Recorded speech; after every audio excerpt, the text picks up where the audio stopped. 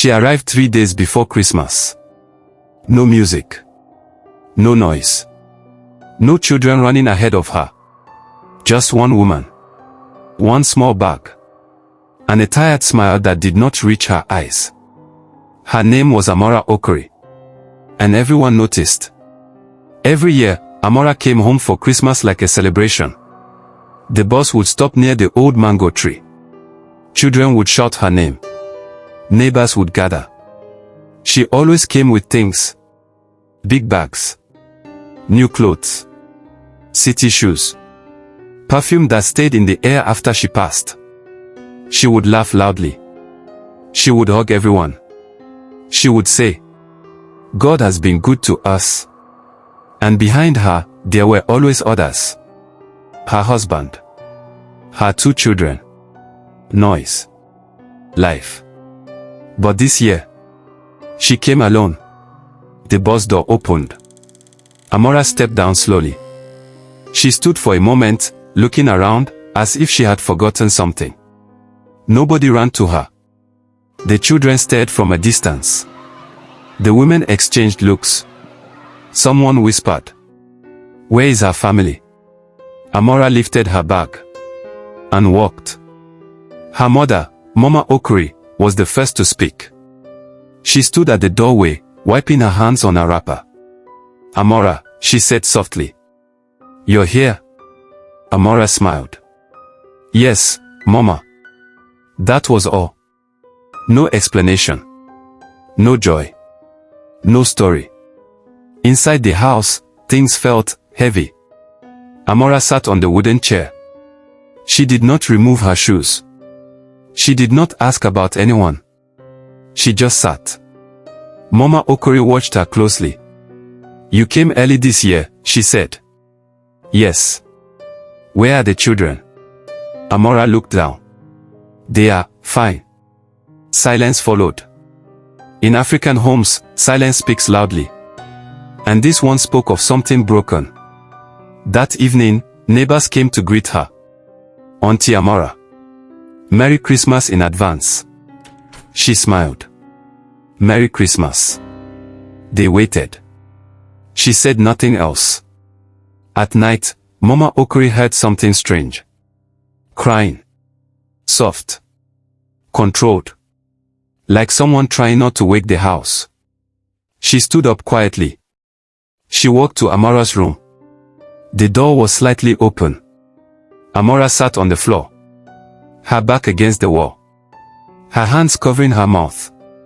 Tears falling freely. Mama Okori did not ask questions.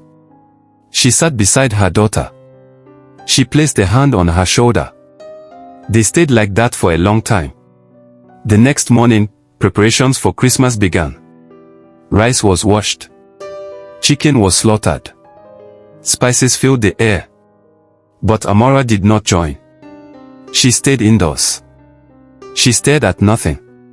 Her younger sister, Ngozi, finally spoke. "Sister," she said carefully. "People are talking." Amara nodded.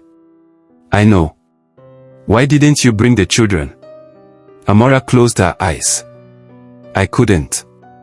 On Christmas Eve, the village glowed. Music played. Generators hummed. Laughter filled the streets. But inside the Okori compound, something was missing.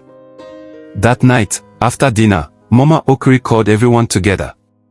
"Let us pray," she said. They prayed. After the prayer, she looked at Amara. "My daughter," she said gently. "This house is not a court. It is a home." Amara's hands trembled. She took a deep breath. And began. "I did not plan to come alone," she said. "I did not even plan to come at all." Everyone listened. "My husband, Chinedu, lost his job in August." Heads nodded. "That happens," someone murmured. "He did not tell anyone," Amara continued.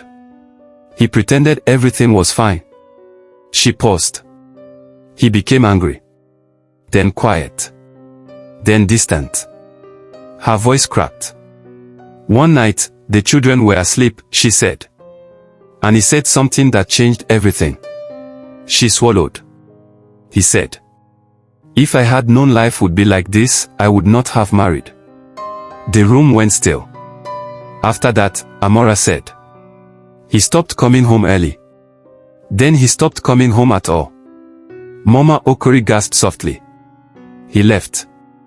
Ngozi asked. Amara shook her head. "No." She hesitated. "He stayed. But he was gone 2 weeks ago," Amara said. "He told me he was traveling for work. He took one bag." She laughed bitterly. "He never returned." No one spoke. Even the night insect outside seemed to pause. "I looked for him," Amara continued.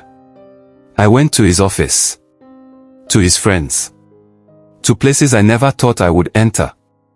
She looked at her hands. He had started another life.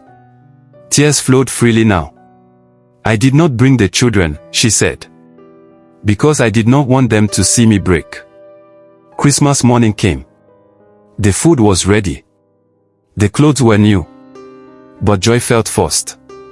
When the children in the neighborhood came to greet Amara, she gave them gifts.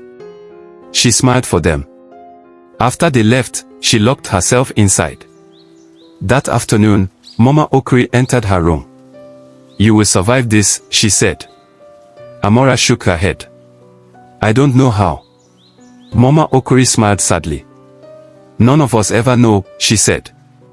"We just wake up and continue." On the evening of Christmas Day, something unexpected happened. A small car stopped outside the compound. 2 children stepped out. Amara froze. Her children. Behind them stood Chinidu. Thin. Ashamed. Quiet. "I didn't come to stay," he said quickly. I couldn't let Christmas pass." Amara stared at him. "You came too late," she said softly. He nodded. "I know." That night, the children slept between them. No arguments. No forgiveness yet. Just breathing. Amara did not return to the city immediately. She stayed longer. She healed slowly. She learned that coming home alone was not failure. It was survival. Years later, people still talk about that Christmas. Not because it was loud, but because it was honest. And whenever someone asks Amara why she never forces happiness, she says, "Some Christmases are not